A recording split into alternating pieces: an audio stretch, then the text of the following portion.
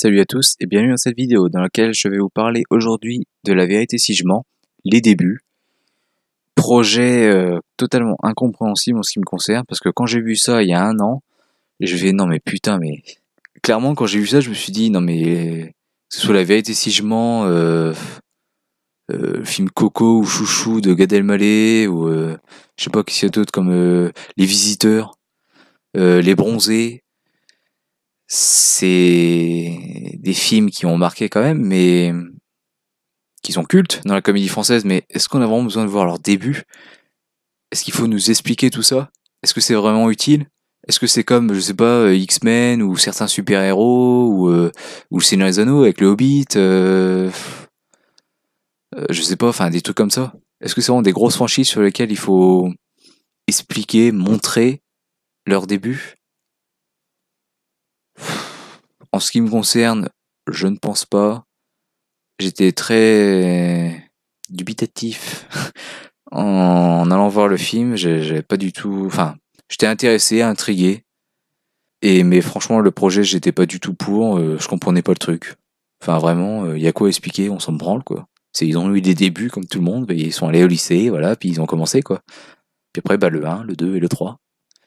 Donc, non, avant de passer au film, très rapidement, j'aime bien la saga. J'ai vu dans la critique de Clapman que lui, il aimait pas le 3 et que globalement, enfin, j'ai l'impression que c'était aussi l'avis général. Pour ma part, j'aime le 1, j'aime le 2 et j'aime le 3. Et j'aime aussi La Vérité si je mens, les débuts. Contre toute attente. C'est pas du tout le meilleur de la saga. Bon, bah, je le mettrai en dernier. Mais c'est pas du tout mauvais. C'est pas la comédie devant laquelle tu vas le plus rire, mais c'est sympathique, franchement. Je sais que Les Bronzés 3 a été beaucoup détesté. Alors pour ma part, j'ai vu que le premier, donc je peux pas encore juger. Mais franchement, je pense pas que c'est du même niveau, très honnêtement. Les Visiteurs 3, pareil, j'ai pas encore vu. J'ai vu les deux premiers, là, cela dit. Mais voilà, je peux pas juger pour le 3. De ce que j'ai vu des 13 premières minutes. Alors c'est pas parce que ça m'a saoulé ou quoi, c'est juste que j'avais enfin trouvé un site de streaming sur lequel je pouvais le voir. Et puis au bout de 13 minutes, ah bah faut payer. Donc j'ai fait, bah tu es enculé. Et donc du coup, voilà, j'ai pas vu. Donc je peux toujours pas juger non plus, désolé. Mais je pense pas que c'est du même niveau que ces trois là. Ces deux films 3 là, donc Les Visiteurs 3 et puis Les Bronzés 3. Pour ma part, c'est assez bon, il y a des très bons points, il y a des bonnes blagues. Et ouais, j'ai retrouvé une ambiance Vérité si je mens. Donc je vous le conseille, oui. Je vous... Globalement, enfin, il y a parfois je dis je vous le décommande pas, mais je vous le recommande pas non plus. Là, clairement, je vous le décommande pas. Je vous le recommande pas forcément, mais en tout cas, c'est clair, je vous dis pas, non, c'est une merde, n'allez pas le voir, vous serez trahi, vous allez vous emmerder. Donc ça va pas être une très longue critique, parce que j'ai pas noté beaucoup de choses. Alors, premier point, enfin, première chose que j'ai marqué, je vais aller dans l'ordre, hein, du coup. Les acteurs sont tous bons, mais alors les acteurs qui font Serge et Patrick, putain. Je vais pas dire qu'ils méritent un Oscar, parce que déjà, bon, ils sont pas américains, mais et puis ça m'étonnerait qu'ils gagnent un César pour ça, hein. Mais enfin, alors je les connais pas. Je pense que c'est leur premier gros truc. Mais putain, franchement, grand respect parce que ils écouteront jamais ma vidéo, j'en suis sûr. Enfin, ils en battent les couilles et puis ils me connaissent pas, je suis pas connu. Mais alors putain, si jamais ils m'écoutent, bah très bon boulot. Vous avez totalement compris ce qu'était le boulot d'acteur, c'est-à-dire bien interpréter les personnages déjà existants et qui ont peut-être aussi déjà été interprétés par d'autres personnes. Vous avez totalement compris votre personnage. Celui qui fait Serge, putain, mais je rejoins Clapman. Tu fermes les yeux, t'as l'impression d'entendre José Garcia. Alors lui, dans sa vidéo, il a pas montré les meilleurs moments non plus, mais parce que c'est pas forcément les moments où on l'entend le plus. Mais ouais, c'est troublant et c'est tellement parfait que je sais pas, j'ai l'impression qu'ils nous ont enculés dans dans les coulisses et qu'en fait, je sais pas, ils ont utilisé, je sais pas, José Garcia l'a redoublé ou ils ont utilisé une machine. Enfin, c'est incroyable. Autant que le physique, le regard, si le regard gentillet, enfantin, doudou, tout ça, c'est totalement José Garcia. Mais le physique, la grosse touffe, bon, ça va encore. Mais le côté rondouillé du visage, C'est pas trop José Garcia, mais franchement, ouais, le regard, le sourire et tout, la voix. Putain, mais je vois José Garcia jeune, quoi, c'est impressionnant. Ensuite, Patrick, j'ai vu une vidéo justement avec Gilbert Melki où il s'entraînait à faire Yalla. Putain, le Yalla, c'est totalement Patrick aussi. Yalla! Yalla! Dans le film, il joue très bien. Ils jouent tous très bien, je vais tous y venir, de toute façon, les acteurs un par un. Oui, c'est Patrick aussi, c'est très bien joué. Un très bon début pour Patrick. De voir comment il a commencé à être riche comme ça, c'est original, c'est sympa à montrer là pour le coup. Et pareil, il a compris son personnage, il le joue très bien, même s'il lui ressemble pas trop physiquement, je trouve. Mais je trouve ça très bon et un grand bravo à eux deux. Ensuite, Dove, j'ai plus retrouvé au niveau du physique, la couleur de peau, c'est vraiment Vincent Elbaz pour le coup. Et même pour Patrick aussi, la couleur de peau, c'est le même teint, je trouve. Le côté, j'ai bien aimé Dove, non, lui, ses débuts à lui, c'est clairement ses débuts en tant que Don Juan, quoi, chaud lapin. Donc c'était plutôt drôle à voir. Et voilà, bon, je suis pas trop attaché à son personnage quand même. C'était celui que je... Ça a rien à voir avec l'acteur ou quoi, c'est juste l'histoire qu'il raconte avec ce personnage, c'est juste globalement, oui, ses débuts à lui, bah, c'est ses débuts de chaud lapin. Donc c'est juste drôle en fait, c'est juste ça. Drôle et puis il y a parfois des moments de tension, quoi. Le moment où ils ont failli se faire gauler, c'est... Vraiment, j'étais pas bien du tout. J'avais peur pour eux. Même s'ils font pas bien et que bien sûr ce serait bien qu'ils se fassent gauler, mais tant pis.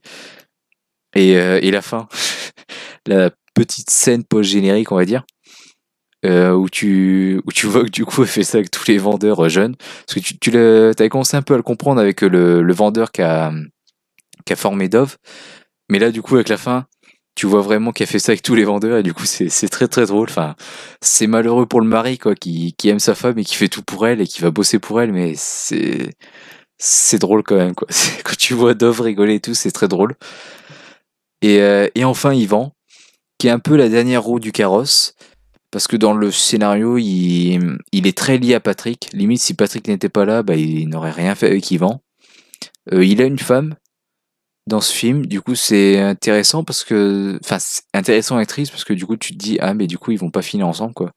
Ils vont se quitter et puis, enfin, c'est triste parce qu'ils vont pas finir ensemble. C'est ça, enfin, personnellement, je suis triste pour eux, quoi. Du coup, parce que, certes, il y a une scène où ils s'engueulent et c'est l'une des deux scènes, je crois, où on les voit ensemble, mais c'est pas la meuf chiante qui gueule sur son mari, quoi. C'est vraiment, elle gueule à raison, quoi. Il est trop économe et puis il la laisse un peu de côté, quoi. Personnellement, je comprends pourquoi elle gueule, quoi. Je suis un peu avec elle. Et du coup, ça me fait chier de me dire, bah non, ils vont pas finir ensemble, parce qu'après, bah, il aura la meuf du 2, enfin du un là, la blonde. Bon, je sais plus si c'est vraiment sa meuf, mais en tout cas, il la drague, quoi. Donc, il est disponible, quoi. Il est avec personne. Après, il y aura Karine, donc voilà. C'est sûr et certain, il est plus avec elle. Donc, c'est un peu triste. Surtout qu'on n'entend pas parler dans la saga, quoi, de cette meuf. Alors que là, ils ont quand même un appart ensemble et tout, quoi. Donc, c'est vraiment le jeune couple qui démarre. Donc, c'est en ça que c'est mignon et c'est un peu triste. Mais bon, tant pis. Donc, le personnage ne lui ressemble pas physiquement. Mais en termes de jeu d'acteur, pareil, les mimiques, la façon de parler et tout, je retrouve totalement Yvan aussi. C'est pas aussi flagrant que Serge et Patrick, mais je retrouve Yvan aussi. Donc franchement, les acteurs, très bien choisis, ils ont très bien tous joué. Donc certes, Yvan ne sert un petit peu à rien tout ça, mais je me suis beaucoup attaché à lui. C'est peut-être même celui auquel je suis le plus attaché. Parce que Yvan, c'est un peu celui à part, celui qui est droit, qui est le plus moral, on va dire, celui qui fait moins de conneries en soi. Donc voilà, je me suis attaché à ce personnage, même s'il est très secondaire finalement, et très en retrait, et malgré ça, c'est pas le point noir du film, pas du tout. Et j'ai noté d'ailleurs par rapport à Yvan, du coup, physiquement, je trouve qu'il... Alors c'est normal qu'il soit pas là, parce que c'est... Lui, pour le coup, c'est vraiment... Eddie, c'est vraiment la dernière roue du carrosse, mais je trouve que cet acteur, ils auraient dû le prendre pour Eddie, plutôt. Donc je répète, c'est normal qu'il soit pas là, mais voilà, j'aurais plus vu pour un jeune Eddie en fait, un jeune Richard Anconina, je trouve. Je trouve qu'il ressemble plus. Donc voilà. Ah oui, et puis une petite incohérence. Donc la meuf que se tape Dove, il y a un moment, donc... alors j'ai eu très peur pour lui parce que ça montre en quoi les femmes sont vicelardes. C'est tu me donnes ce que je veux ou sinon je raconte ça. Ce qui est un peu révélateur du pouvoir des femmes, hein, parce que tu fais ce que je veux ou je raconte ça. C'est le côté je raconte ça, voilà, ça veut bien dire si je raconte ça, bah tout le monde va me croire et ta vie est foutue. Bon là au moins elle mentira pas, elle dira, enfin si ce qu'elle a dit, c'est toi qui vas me chauffer tout ça, donc là-dessus elle invente. Mais voilà, balance ton porc, tout ça, hein. Je raconte ça et puis je te pourris la vie, c'est un peu ça. Hein. Et donc du coup il y a une incohérence parce qu'il y a un moment elle dit, allez on le fait une dernière fois. Donc tu penses qu'après voilà c'est réglé, et ils se quittent en bon terme quoi. Sauf que il y a une fois après elle le rappelle et puis elle dit vas-y je t'attends viens me baiser quoi. Et j'ai pas compris. Et limite elle leur menace comme ça, tu viens sinon elle raconte tout et n'importe quoi. Donc j'ai pas compris. Alors soit je me rappelle plus d'une scène, soit là maintenant ou là pendant le film pendant que j'ai tiqué. Je me rappelle pas d'une scène entre deux, enfin, je sais pas mais j'ai vraiment l'impression que c'est une incohérence. Donc c'est pas grand chose. Mais voilà, c'est une petite incohérence que j'ai relevée. N'hésitez pas à me dire si je me trompe, bien sûr. Si j'oublie une scène. Mais voilà. Donc voilà tout ce que j'avais à dire pour La Vérité si je mens 4. Ou 0. Euh, Projet surprenant, mais bon, finalement. C'est très bon. Personnellement, je reverrai avec plaisir. Ouais, je reverrai bien avant de m'acheter le 1 et le 3, parce que là, pour l'instant, en Blu-ray, j'ai que le 2. Donc ouais, je m'achèterai bien les 3 qui me restent, et puis je me referai la saga comme ça. Je me vois très bien les revoir. Enfin, le revoir. C'est pas du tout le navet de merde, le film en trop ou quoi, c'est sympa. J'espère qu'ils vont s'arrêter là pour le coup.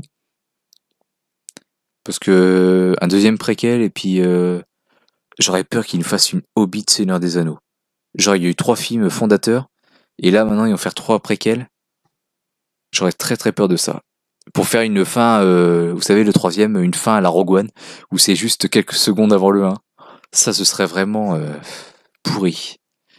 Euh, et j'ai oublié aussi, on voit aussi un petit, deux trois petits passages avec le personnage de Raffi Steelmod. Et donc voilà, comme Ilikaku est mort et qu'il a pu faire que le 1, voilà, un petit hommage quand même, il l'oublie pas. Donc ça fait plaisir en quelque sorte.